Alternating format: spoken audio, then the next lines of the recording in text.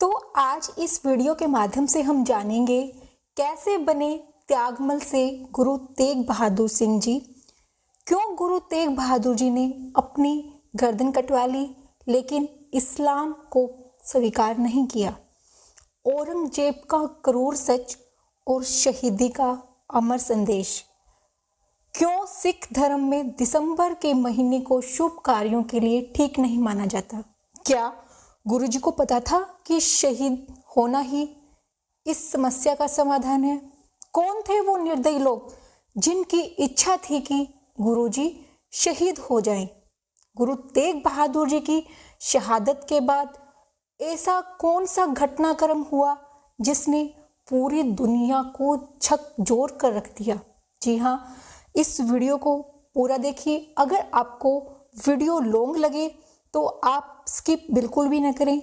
आप वीडियो को थोड़ा स्पीड से देख सकते हैं क्योंकि हमारी यंग जनरेशन को हिंदू धर्म को बचाने के लिए गुरुओं द्वारा दी गई कुर्बानी के बारे में जानना बहुत ज़रूरी है। और साथ ही हम आपको ये भी बताएंगे कि अगर गुरु तेग बहादुर जी चाहते तो अपना धर्म बदलकर अपनी जान बचा सकते थे, लेकिन उन्होंने सिख और सनातन धर्म को छोड़ना स्वीकार नहीं किया। जी हाँ, गुरु तेग बहादुर सिंह की शहीदी के नाम से आज भारत का बच्चा बच्चा वाकिफ है। सिखों के 9वें गुरु तेग बहादुर जी की कहानी अमृतसर से शुरू होती है। गुरु तेग बहादुर हरगोबिंद सिंह जी के सबसे छोटे बेटे थे। इन्हें बचपन में त्यागमल के नाम से जाना जाता था। गुरु तेग बहादुर जी के शौर्य, साहस और वीरता के बारे में बताया जाता है कि एक बार गुरु तेग बहादुर जी अपने पिता गुरु हरगोबिंद साहिब के साथ करतारपुर की लड़ाई के बाद कीरतपुर जा रहे थे। उस समय उनकी एज 13 वर्ष की थी। फगवाड़ा के पास पलाही गांव में मुगलों के फौज की एक टुकड़ी ने उनका पीछा किया और अचानक उन पर हमला बोल दिया। इस युद्ध में पिता गुरु हरगोबिंद सिंह के साथ गुरु तेग बहादुर ने भी मुगलों का डटकर सामना किया। छोटी सी उम्र में तेग बहादुर के साहस और वीरता ने उन्हें त्यागमल से तेग बहादुर बना दिया। दिसंबर का महीना, ठंडी हवाएं, गहना कोहरा और एक अजीब सा सन्नाटा। पर क्या आप जानते हैं कि सिख धर्म में दिसंबर महीने को शुभ कार्यों के लिए क्यों शुभ नहीं माना जाता। जी हाँ, ये वही महीना है जिसने सिखों को सबसे गहरा घाव दिया। ये वो महीना है जिसने धर्म, आस्था और बलिदान की परिभाषा लिखी। दिसंबर का महीना यहीं खत्म नहीं होता। इस महीने गुरु तेग बहादुर जी के पोते छोटे साहिबजादे जोरावर सिंह और साहिबजादे फतेह सिंह को शहीद किया गया। औरंगजेब के आदेश पर उन्हें दीवार में चिनवा दिया गया। उनकी उम्र उस समय सिर्फ 6 और 9 साल की थी। ये वही महीना है जब गुरु गोविंद सिंह जी के बड़े साहिबजादे अजीत सिंह और जुझार सिंह चमकौर की लड़ाई में वीर गति को प्राप्त हुए। यही कारण है कि इस महीने में कोई शादी या बड़ा उत्सव नहीं किया जाता। दिसंबर महीने को बलिदान का महीना माना जाता है। जब औरंगजेब दिल्ली के सिंहासन पर बैठा तो 1661 में उसने एक ऐसा फरमान जारी किया जिसने हिंदुस्तान की धार्मिक आस्था को हिलाकर रख दिया। उसने ऐसा ऐलान किया कि देश के सभी मंदिरों को बंद कर दिया जाए और इसके पीछे बहाना यह बनाया गया कि मंदिरों की इमारतें अब जर्जर हो चुकी हैं, चाहे वह अयोध्या का प्राचीन मंदिर हो या भगवान शिव का सोमनाथ की गौरवशाली धरोहर। सभी के द्वार बंद कर दिए गए। उस समय हिंदू समाज में इतनी शक्ति या साहस नहीं था कि वो अन्याय के खिलाफ अपनी आवाज को उठा सके। कई सालों तक जब मंदिरों के ताले बंद रहे तब औरंगजेब ने यह फील किया कि हिंदू अपने धर्म और अधिकारों को लेकर सजग नहीं है, वो जागरूक नहीं है, बल्कि उनमें विरोध करने की शक्ति भी अब उसके डर के कारण नहीं रही है। यह एक कड़वा सत्य है। जब कोई कौम या धर्म अपने अधिकारों को पाने के लिए खड़ा होने से डर जाती है तो वह धीरे धीरे अपने अस्तित्व को खो बैठती है। अगर देखा जाए तो यह हमारी हिस्ट्री का एक पन्ना नहीं बल्कि हम सब के लिए एक वार्निंग है कि हक के लिए आवाज उठाने का साहस कभी खत्म नहीं होना चाहिए। बात अगर सिख धर्म की जाए तो शॉर्ट पीरियड में ही सिख धर्म का विस्तार बड़ी तेजी के साथ हुआ। सिख गुरुओं और उनके अनुयायियों की शहादतें इस धर्म की नींव है जो इस धर्म को इतना मजबूत और महान बनाती हैं। आपने धर्म की रक्षा और अधिकार के लिए सिख धर्म ने कभी कोई समझौता नहीं किया। गुरुओं ने इस कौम के दिलों में ऐसा साहस भरा कि सिखों ने अपनी शहादतों के माध्यम से न केवल अपना धर्म बचाया बल्कि पूरी दुनिया में अपनी पहचान बनाई।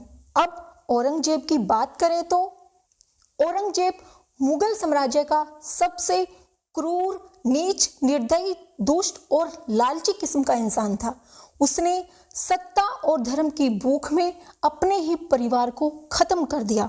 अपने पिता शाहजहां को कैद किया, भाइयों को मरवा दिया और पूरे हिंदुस्तान को इस्लाम में बदलने की ठानी।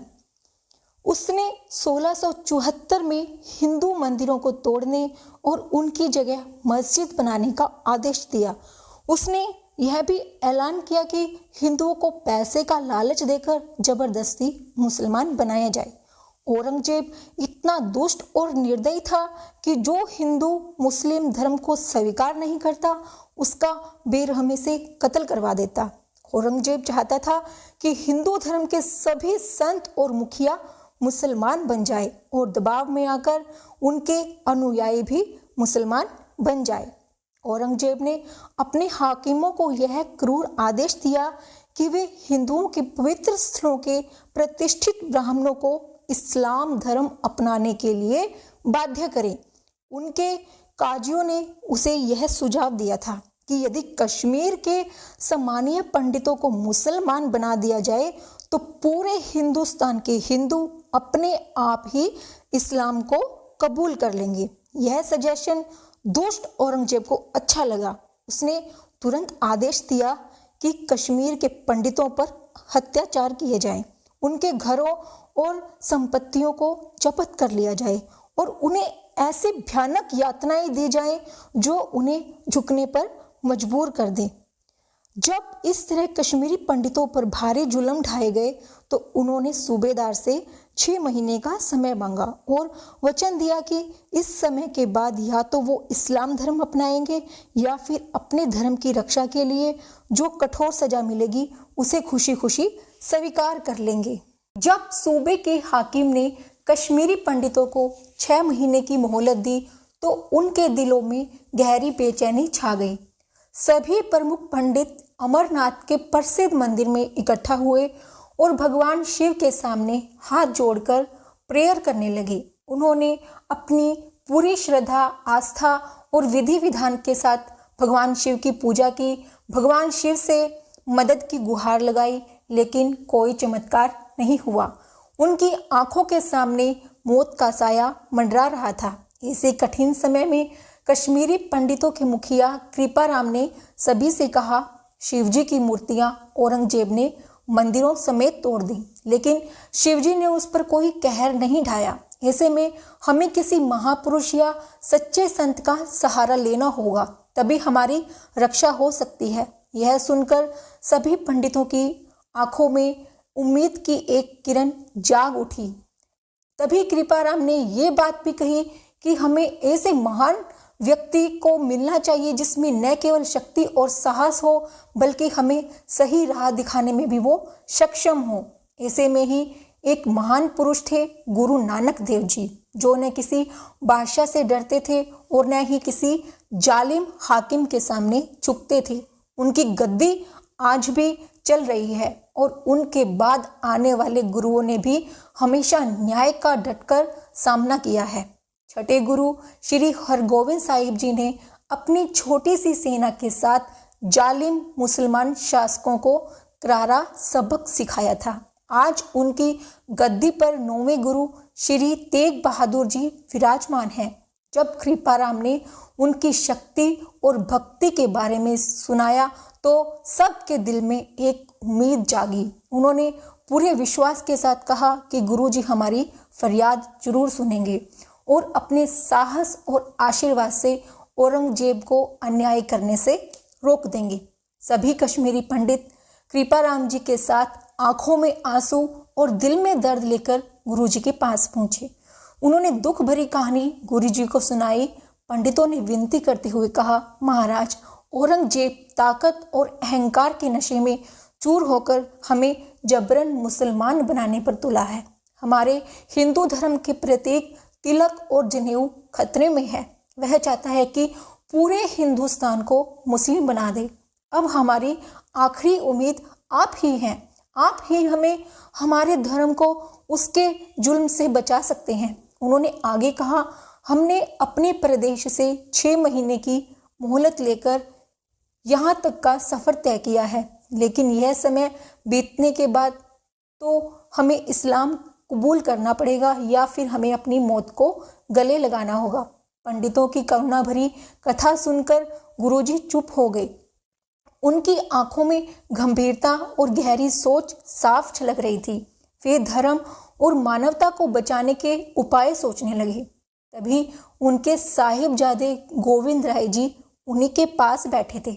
जब उन्होंने पिता को गहरी सोच में डूबा देखा तो बोले, पिताजी, आप क्या सोच रहे हैं और ये लोग कौन हैं? तब गुरुजी ने उत्तर दिया, बेटा, ये कश्मीर के दुखी पंडित हैं। इन्होंने जबरदस्ती अपने धर्म से हटकर इनको मुसलमान बनाया जा रहा है।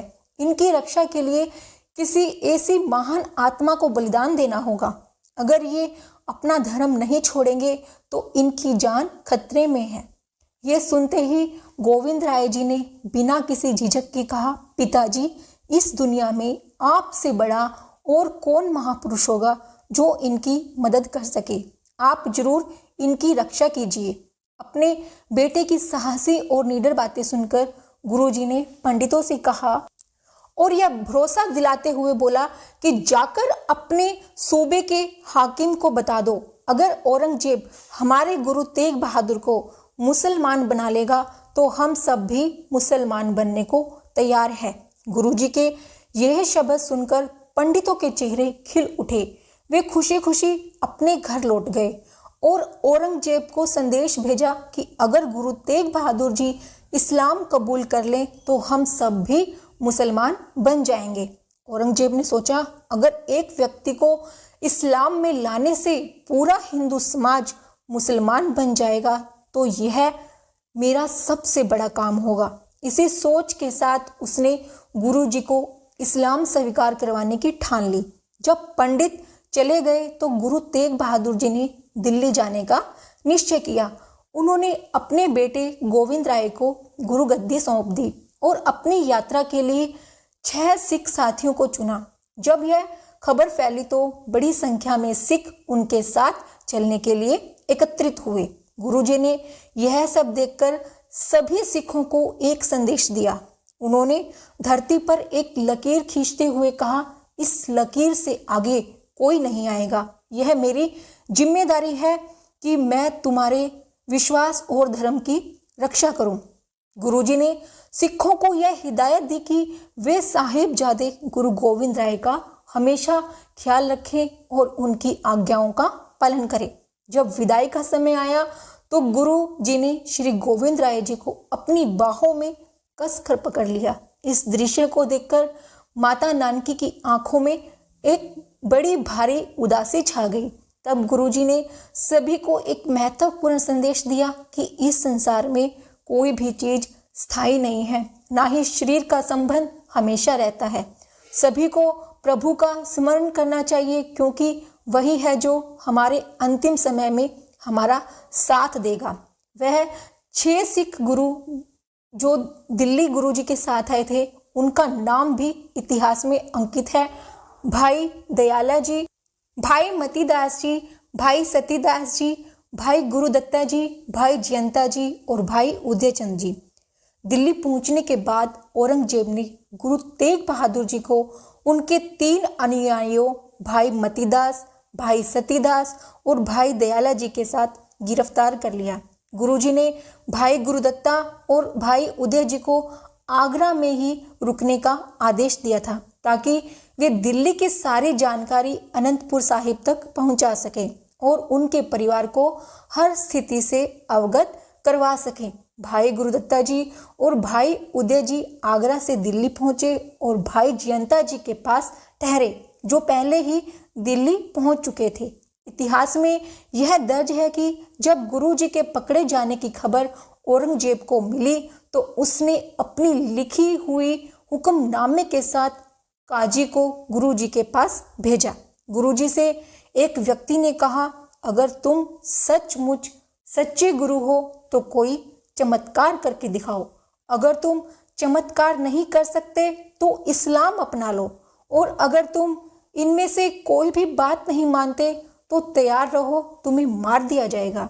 यह सब सुनकर गुरुजी ने बड़ी शांति से उत्तर दिया, चमत्कार कोई खास बात नहीं, क्योंकि जब भी ऐसा होता है तो रब के बंदे शर्मिंदा होते हैं। दूसरी बात, धर्म बदलना बहुत बड़ा पाप है। हमें जिस धर्म में पैदा किया गया है हम उसी में जीवन बिताएंगे और उसी में मरेंगे। और तीसरी बात, मौत से हमें कोई डर नहीं। यह संसार तो एक मोह माया का जाल है और एक मुसाफिर खाना है। यहाँ कोई हमेशा के लिए नहीं रहता, तो मौत से डरने का हमें कोई बात ही नहीं है। गुरुजी के मुंह से वो शब्द सुनकर उन्हें एक तंग कोठरी में बंद कर दिया गया। उन्हें भूखा प्यासा रखा गया और उन पर तरह तरह के सितम ढाए गए, लेकिन गुरुजी ने सब सहा और फिर भी वो झुके नहीं। गुरुजी अपने विश्वास पर कायम रहे। जब गुरुजी का साहस नहीं टूटा तो औरंगजेब ने आदेश दिया कि गुरुजी के साथ पकड़े गए उनके 3 सिखों को उनके सामने बहुत दर्दनाक तरीके से सजा दी जाए, ताकि गुरुजी अपने साथियों को तकलीफ में देखकर डर जाएं और हमारी बात मान लें। लेकिन गुरुजी का हौसला और विश्वास किसी भी सजा से टूटने वाला नहीं था। 1675 में भाई मतीदास जी को भारी लकड़ी के टुकड़े से बांधकर आरे से 2 टुकड़े कर दिए गए, लेकिन वो मायूस तक नहीं हुए। अपनी आखिरी सांस तक वे प्रभु का नाम लेते रहे। अगले दिन भाई दयाला जी को उबलते पानी की डेग में डालकर शहीद कर दिया गया। उन्होंने भी साहस को आखिरी दम तक कायम रखा। तीसरे दिन भाई सतीदास जी को रूई में लपेटकर आग में झोंक दिया गया। इन तीनों की शहादत को देखकर भी गुरुजी ने न तो कोई आक्रोश दिखाया न कोई प्रतिक्रिया दी। वे शांति से खड़े रहे। उनकी नजरें अडोल थी। गुरुजी की ऐसी शांत और अडोल अवस्था देखकर बादशाह ने एक और हुक्म जारी किया कि गुरु तेग बहादुर जी को तलवार से शहीद कर दिया जाए। इस आदेश को सुनकर पूरे शहर में ढिंढोरा पिटवा दिया गया कि हिंदुओं के गुरु को चांदनी चौक के कोतवाली में कत्ल किया जाएगा।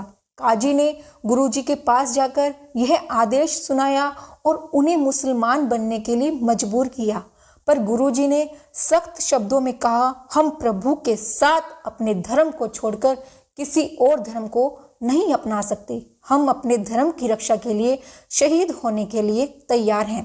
कहा जाता है कि 24 नवंबर 1675 के दिन गुरुजी की इच्छा के अनुसार उन्हें कोतवाली से बाहर ले जाया गया। गुरुजी ने सबसे पहले स्नान किया और फिर एक शांतिपूर्ण और दृढ़ निश्चय के साथ उन्होंने जल्लाद से कहा, जब हम प्रभु का नाम लेते हुए सर झुकाकर उनका आशीर्वाद प्राप्त करेंगे तब तुम अपना कार्य करना।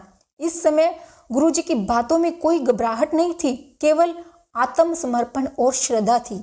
इतिहास में यह लिखा है कि जब गुरुजी ने अपना पाठ समाप्त किया और सर झुका लिया, तब जल्लाद जलालुद्दीन ने एक घातक वार से गुरुजी का सिर उनके शरीर से अलग कर दिया।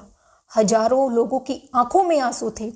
जब यह दिल दहलाने वाला दृश्य देखा गया तभी एक जबरदस्त तूफान आया। आसमान घना और काला हो गया, जैसे सूरज भी तूफान की चपेट में आ गया हो। अचानक चारों ओर अंधेरा छा गया और सब कुछ जैसे थम सा गया। मुगलों ने हर जगह कड़ी निगरानी रखी ताकि कोई गुरु तेग बहादुर जी के शरीर के टुकड़े न ले जाए।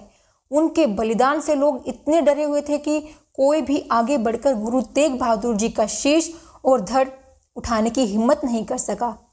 इस कठिन समय में गुरु घर का कोई सेवक भी इधर से उधर न हिल सका।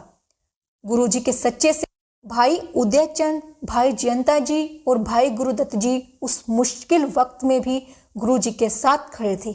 जब गुरु जी की शहादत हो रही थी तो वे भी इस दर्दनाक दृश्य को अपनी आंखों से देख रहे थे। गुरु जी का शीश और धड़ जमीन पर गिरा हुआ था। पुलिस का कड़ा पहरा था, लेकिन भाई जयंता जी ने देखा कि अंधेरा फैलने वाला है। उन्होंने तभी भाई उदयचंद को इशारा किया। भाई उदयचंद ने एक चादर ली और बिना वक्त गवाए भाई जयंता जी के पीछे पीछे बढ़ते गए। लोगों की भीड़ से दूर जाकर गुरु जी के शीश को चादर में लिपेट दिया। फिर दोनों चुपचाप और सुरक्षित रूप से अनंतपुर साहिब की ओर बढ़ गए ताकि गुरु जी के सम्मान को बचाया जा सके। गुरु तेग बहादुर जी का शरीर जब शहीद हुआ और उनका पवित्र धड़ धरती पर गिरा, उस समय लखी शाह वंजारा नामक एक सज्जन व्यक्ति जो मुगलों के शाही ठेकेदार के रूप में काम करता था, अपनी बैलगाड़ी लेकर घर लौट रहा था। जैसे ही उसने गुरु जी का पवित्र धड़ देखा, उसके दिल में एक गहरी पीड़ा हुई। उसने बिना किसी भय के अपने बेटे और भाई की मदद से गुरु जी के धड़ को अपनी बैलगाड़ी में रखा और उसे अपने घर ले आया। अपने घर को आग लगाकर उसने गुरु जी के पवित्र शरीर का अंतिम संस्कार किया ताकि मुगलों को इस बारे में शक न हो। इस स्थान पर आज गुरुद्वारा रकाबगंज साहिब बना हुआ है, जो इस वीरता और निष्ठा की कहानी को सहेजे हुए है। वहीं गुरु जी का पवित्र शीश भाई जयंता जी ने अनंतपुर साहिब पहुंचाया और गुरु गोविंद राय की झोली में डाल दिया। साहिबजादा गोविंद राय भाई जयंता जी की अद्भुत बहादुरी देखकर अत्यंत प्रसन्न हुए। उन्होंने भाई जयंता को आशीर्वाद दिया और कहा, तुम्हारा रंग रूप अब गुरु का बेटा है, अर्थात रंग रेटा गुरु का बेटा। इसके बाद उन्होंने पूरी मर्यादा के साथ चंदन की चिता तैयार की और बड़े आदर सत्कार के साथ गुरु तेग बहादुर जी के पवित्र शीश का संस्कार किया। जिस स्थान पर यह पवित्र संस्कार हुआ वह आज आनंदपुर साहिब में गुरुद्वारा शीशगंज के नाम से जाना जाता है। वहीं जहां गुरु तेग बहादुर जी ने अपने प्राणों की आहुति दी, वह दिल्ली में गुरुद्वारा शीशगंज के नाम से प्रसिद्ध है। यह स्थल हमारे इतिहास का एक महान प्रतीक है जो हमें त्याग, बलिदान और निष्ठा का पाठ सिखाता है। वाहेगुरु जी की कृपा से हम सभी को ऊंच नीच के भेदभाव से ऊपर उठना चाहिए। चलिए हम गुरु जी की महान कुर्बानियों को सच्चे मन से याद करें और एक निरंकार की सच्ची भक्ति से जुड़े। यही गुरु जी के प्रति हम सबकी सच्ची श्रद्धांजलि होगी। हर दिल में गुरु जी की उपस्थिति को महसूस करें, उनकी शिक्षाओं को अपने जीवन में उतारें।